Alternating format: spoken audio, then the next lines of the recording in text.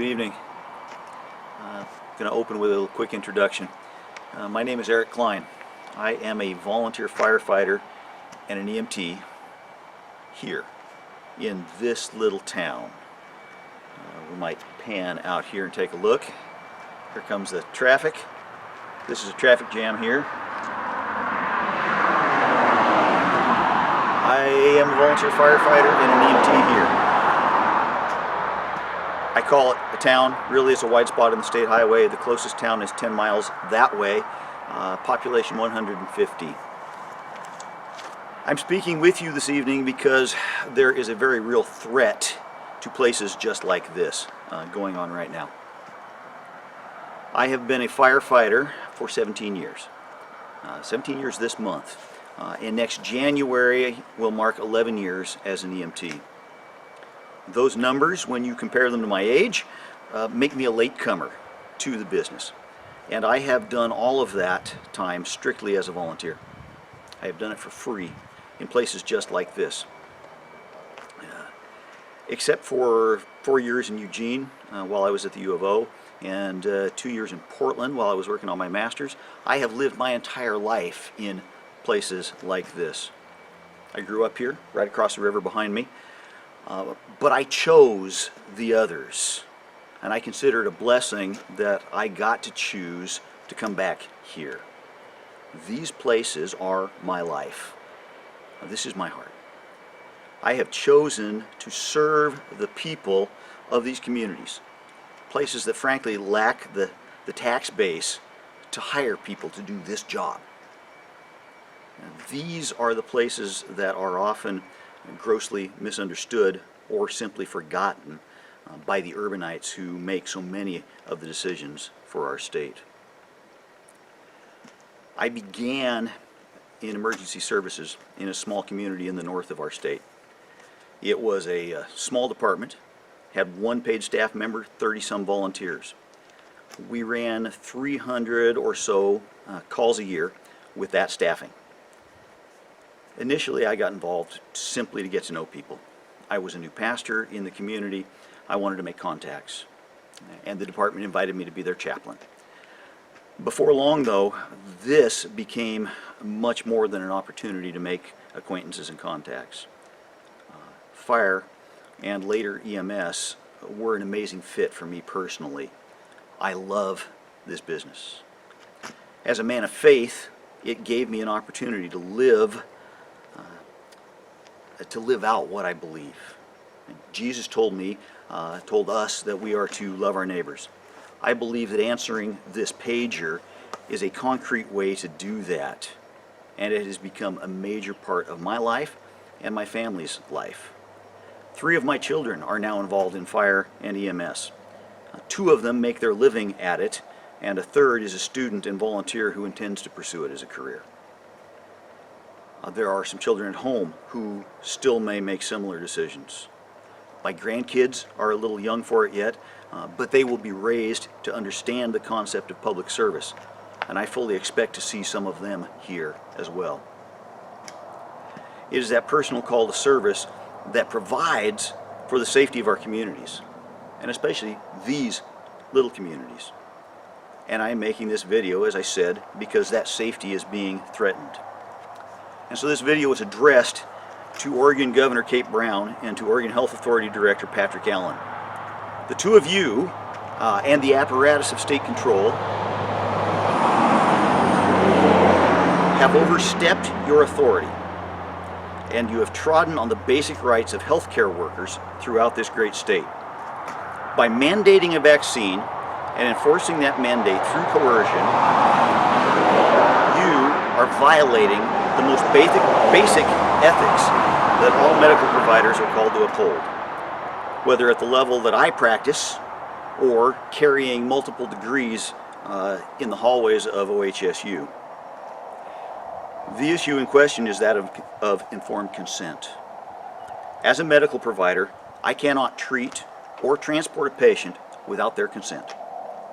If that patient is conscious, alert, and oriented, that is, they know who they are, where they are, what's going on, I cannot treat them. I can't examine them. Indeed, I can't even touch them without their consent. To render treatment without their consent is assault. To transport them in an ambulance against their will is kidnapping. I will talk with them, I will attempt to reason with them, I might even make deals with them. But if they ultimately decide that, with the information they have, they don't want to be transported, I have them sign a paper, and I leave. And frankly, I leave with a clear conscience. Sometimes those patients die. It's unfortunate, but it is a reflection of our most basic human right, that of self-determination. In the opening chapters of the book of Genesis, we are told that God created mankind in God's own image.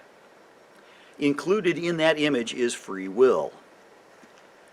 The story in the text goes on, of course, that the people he created exercised their free will poorly by breaking the only regulation they were given.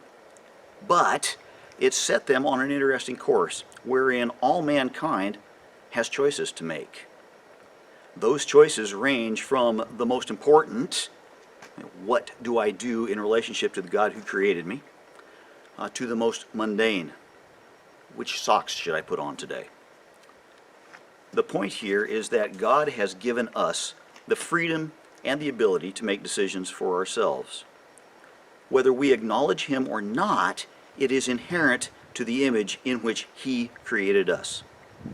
That is why a man named Jefferson penned the words, "We hold these truths to be self-evident, that all men are created equal, that they are endowed by their Creator with certain inalienable rights, and that among these are life, liberty, and the pursuit of happiness." All men, endowed by their Creator with liberty. They have the right to choose, and you are taking that choice away. Here's the deal. I have been offered a religious exemption to your mandate. Chief officers from both of the departments I serve have told me that they will approve them. They have no intention of grading anyone's theology, and I presume are going to accept every exemption request that they receive. That is, by the way, absolutely in keeping with Article 6 of the U.S. Constitution. The difficulty here is that I should not have to do that. It is a human right that you are violating, not just a religious one. About a week ago, I spoke with a friend who works in EMS.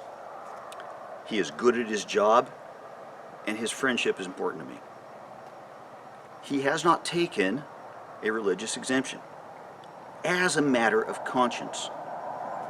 While he was offered one, he didn't feel it was honest, and he chose not to take it.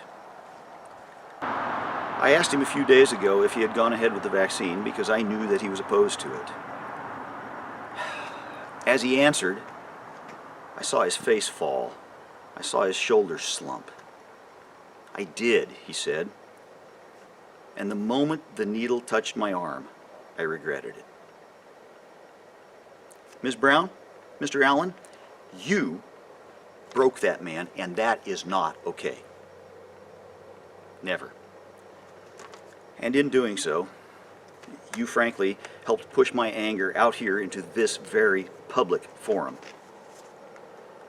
I have talked with EMS providers, nurses, medical office workers, all who are carrying this vast weight of your coercion. Also, educators, state employees, they too are being assaulted by you. Some have accepted a medical procedure that they wanted nothing to do with. Some have written exemption letters. Of those letters, some have been accepted, some have been refused, with no explanation and no recourse. People are leaving these professions in droves right now because of you. That angers me, and that makes me sad. My community, this community right here where I'm standing, is going to suffer because of your overreach. Not long ago, I was in the middle of a meeting and my pager went off. That one right there. It was a medical call. It was just a couple of miles from where I was. I was able to be there in about 3 minutes That's really, really quick response time for out here. I found myself in the home of an elderly man whose symptoms suggested that he needed to go to the hospital. And he needed to do so quickly. This particular call, there happened to be no field intervention to do. I worked on gathering information, doing patient assessment, while I waited for the ambulance to arrive. More importantly, I and the other EMT who arrived before the ambulance spent our time comforting this man and his wife of 60+ years. Your mandate will remove me, and possibly that other EMT, from that scene. If there had been interventions to do, we would not be there to do them. The ambulance in question that day had 20 miles to drive to my 2. You, Ms. Brown, and you, Mr. Allen, would leave my hometown with lesser coverage simply because you think you know better than I do. That is reprehensible, and it is blood on your hands. So I am asking you to rescind the mandate. It is violating individuals' right to self-determination.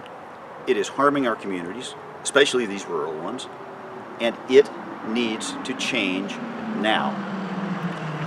I am asking you, on behalf of myself and the thousands of my brothers and sisters who are here doing the work of caring for people, I'm asking you to do the right thing. If you refuse, as frankly I expect you will, I am determined to fight you. I will continue to protest. I will also continue to train, and I will be ready when the coming wave of equally angry people finally washes you to the losing side of history, like so many tyrants before you.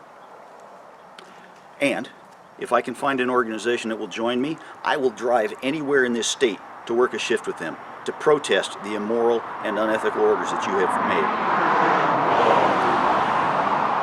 When I do, I challenge you, Ms. Brown, Mr. Allen, to personally come and remove me. Don't bully and threaten. Don't take out an entire department to stop me. Get out of your office, drive out here to this Oregon, and look me in the eye. Look me in the eye when you take me away from my duty here. If you won't do that, then stand down like the cowards that I believe you are, and let someone more worthy take your place. Ms. Brown, Mr. Allen, the ball is in your court. To my brothers and sisters who serve this great state, I owe you an apology. I should have taken this stand much sooner. You have been bullied for far too long, and your rights need to be defended. Please understand that I pass no judgments on your decisions, whether the same as mine or not. I believe what I say about free will. Exercise yours. I hope to see you in a freer place soon. If you would like to contact me, please email me at angryoregonemt@gmail.com.